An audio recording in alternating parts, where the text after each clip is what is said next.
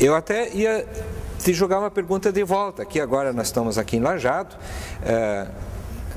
Como é que você sente isso? Você vê as pessoas aqui da comunidade também estão assumindo? Tem gente que está na responsabilidade pública, tem gente que está na igreja atuando. Como é que isso se acontece na prática aqui?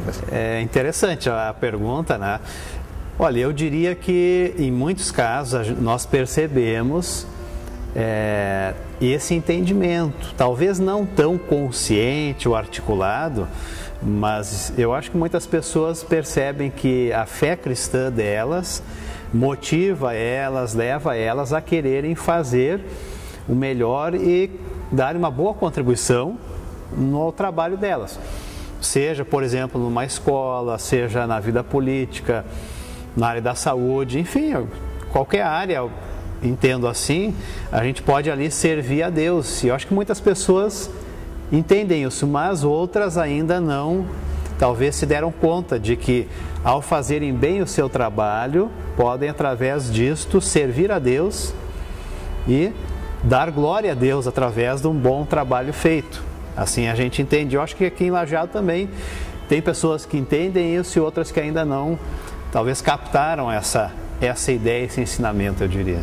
E eu vejo também que tem pessoas das nossas comunidades que assumem a sua função pública, mas como a sua responsabilidade pública e não pela motivação da fé, né? Mas é bom que a gente esteja conversando sobre esse assunto até para ressaltar esse aspecto, né? Um outro aspecto nessa área, eu ia dizer assim, que envolve a família, por exemplo. Sim. Eu acho muito positivo, né, o fato de que nós, né, você também é casado, né? Tem colegas casados, né? Na época da reforma, houve essa abertura para o casamento, né? O celibato, em verdade, entrou na igreja muito tarde, né? Tardiamente, né? Pelo ano 1000. Né? Nós tivemos 1000 anos dentro da história da igreja, dos 2000 anos da história que nós temos, 1000 anos dentro da história da igreja, onde as pessoas, os padres podiam casar, né? Então depois entrou o celibato, a obrigatoriedade do celibato. E na época da reforma, então havia inclusive muitos clérigos convivendo com pessoas, né, com mulheres, e essa é uma razão prática que levou Lutero a também, né, oficializar o casamento, ele disse que é melhor legalizar isso, e até porque também ele dizia que o celibato não leva ninguém ao céu, né? Porque o céu a gente alcança pela fé, né? E não pelo mérito das obras. Não que a pessoa cristã não tenha que fazer coisas boas, né? Sim, é claro. Ela faz com uma outra motivação? Ela faz com uma consequência natural, assim como um pé de maçã produz maçã, o cristão produz boas obras, o cristão faz a oração, né? Assim, até tem uma frase que Lutero diz, né? Assim como o sapateiro conserta sapatos, faz sapatos, o cristão faz a sua oração, o cristão faz a sua boa ação. Mas parece que no mundo onde tudo a gente precisa conquistar, é difícil, às vezes, entender que em relação a Deus não é uma conquista, né, ou um mérito, mas é fazer algo de bom, é algo que brota de um sentimento de gratidão, de amor. Parece que é difícil hoje a gente fazer algo de bom sem esperar nada em retorno, né? Eu queria, sobre esse assunto, dar 2 destaques. Primeiro, antes eu falava de nós nos deixarmos alimentar pelo amor de Deus. Isso é próprio de vivência dentro da igreja, mas é também da vivência fora. Estudos demonstram que a falta de bons relacionamentos é que levam a pessoa a ter ansiedade, a não conseguir dormir direito de noite, né? Quando você está numa briga de família, quer dizer, isso é terrível, né? Você não dorme à noite. Quando você está com alguma intriga que está em andamento, então o amor de Deus nos capacita para bons relacionamentos. E os relacionamentos, aliás, hoje não estão em crise por maiores dificuldades, mas é que a gente cada vez está voltado mais para dentro de si, né? E então esse é um ponto importante da capacitação do relacionamento que nós temos pela graça. E não por obrigatoriedade ou por nós termos conquistas. É presente de Deus. Ou seja, se a gente puder viver um pouco mais graciosamente, isso facilitaria, melhoraria os nossos relacionamentos, quem sabe? Ser um pouco mais gracioso, presentear, ser bondoso, simplesmente por querer ser bondoso e não conquistar alguma coisa. quando a gente tem que, hoje na sociedade, cada posto, né, tem que estar lutando, estar conquistando, um relacionamento gratuito, ele é bem difícil de a gente se doar para ele, né? E o segundo aspecto que eu queria destacar nesse ponto é da teologia da graça que nós temos da reforma, né? A salvação que Deus nos dá é de graça. Nós não precisamos comprá-la, nem merecê-la, nem precisamos fazer doações. Não que também a SLB, a Igreja Luterana, viva do vento, não é isto, né? Mas nós doamos e nós agimos por gratidão, por graça, por tudo aquilo que Deus faz conosco, né? É um resultado, é quase como, eu diria, quando a criança ganha o presente, né? E quando a mãe e o pai estão ali junto, né? E o que a gente diz, né? Ah, muito obrigado. E hoje em dia até jamais, e o que a gente faz, né? Dá o abraço. Então, o presente de Deus, a gente agradece louvando a Deus, mas também fazendo atos que demonstram a gratidão, nos doando e construindo relações boas dentro da igreja e fora da igreja, dentro da sociedade. Certo, certo. Que interessante. Dá um gostinho, né? A gente começa a ouvir isso e vai pensando como pode ser a vida vivida nessa base, né? Nessa doação, nessa graciosidade. Eu acho que é de fato um convite, né? Que Deus faz para a gente viver de uma forma mais amorosa, mais bondosa. E por que não apostar nisso, né? Eu acho que esse é o convite que Jesus Cristo faz às pessoas, na verdade. No ano em que a igreja está tematizando Comunidade Jovem e Igreja Viva. É um testemunho muito interessante para a nossa juventude. E, aliás, a juventude, quando convidada e envolvida, ela faz coisas maravilhosas e faz isso de graça, né? Então, a gente tem que aprender muito da juventude. É verdade, é verdade. Pastor Marcos, nós estamos chegando quase no final do nosso momento aqui de conversa. Você poderia conversar um pouco, nos falar um pouco mais dessa questão de família? Nos dias de hoje, tu dissesses que os nossos relacionamentos são fundamentais. Alguns acham que estamos vivendo muita crise em nossos relacionamentos, em nossas famílias. Falaste de Lutero, que também valorizou muito a família. O que você percebe andando, circulando, visitando as pessoas, as comunidades, em relação à questão familiar? Estamos tendo dificuldades de nos entendermos, de construirmos família.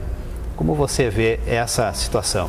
Eu acho que há problemas, né? Não dá para esconder o sol debaixo da peneira. Mas, como o relacionamento é algo fundamental, é inato em nós, assim como é inato em nós a relação com Deus, só que há muros sendo construídos que nos impedem de enxergarmos de forma clara a Deus e também de forma clara o relacionamento com outras pessoas. Então é importante reconquistar esse espaço e é importante ter consciência. Eu acho que sim, né? Voltando à questão, acho que há problemas, mas relacionamentos são necessários. E por que os cursos de psicologia, psiquiatria tão procurados, né? São os vestibulares de maior procura, porque pessoas procuram psicólogos para conversar, para entender. Precisamos nos entender e compreender. E quando a gente não tira o tempo, eu penso que é aí que reside, na minha visão, né? Não tira o tempo para sentar e conversar, como estamos fazendo aqui, então nós vamos ter problemas, porque nós somos feitos para conversar, para nos relacionar, para dividir nossas coisas, para abrir o nosso coração, e quando a gente se fecha, né? Então, claro que a gente vai ter que procurar espaços onde construir, e à medida que a gente vai se expondo, vai dialogando, vai conversando, não é maravilhoso isso, que um psicólogo senta contigo e fala, e ele tem a capacidade de reestruturar-te? No simples conversar, perguntar, pensar. Mas de que está faltando então para as pessoas buscarem mais isso? É o nosso estilo de vida? São talvez prioridades que estão um pouco equivocadas? Eu acho que a louca procura pelo espaço de a gente ter um espaço para trabalhar, para se formar, né? A nossa juventude tem uma força danada, né? Levanta cedo, vai trabalhar, de noite estuda, faz mil e uma coisa, depois arruma um namorado, casa, tem filhos e faz tudo ao mesmo tempo, né? Isso tem que ter muito... Tem um custo. muita força, mas tem o custo. O custo é a falta de tempo para conversar. Eu sei, pastor Érico, que você toma chimarrão. Eu uma vez estive fazendo uma visita para uma família que o casal, no fim das contas, acabou não se entendendo demais. Aí o homem me disse, olha, quando você um dia vai casar, nunca deixa de tomar chimarrão com tua mulher. Porque enquanto que nós tomávamos chimarrão em casa, nós sentávamos, conversávamos e nos entendíamos. Uma vez usei isso como exemplo num encontro de casais, né? Daí um dos casais veio depois de conversar e disse, pastor, eu estou perdido, né? Que eu não tomo chimarrão. Mas, claro, sim, ele estava brincando comigo, sim, porque o fato é esse, né? De nós acharmos espaços de diálogo. E isso não só entre casal, mas inclusive também entre pai e filho, em todas as relações, como colegas, né?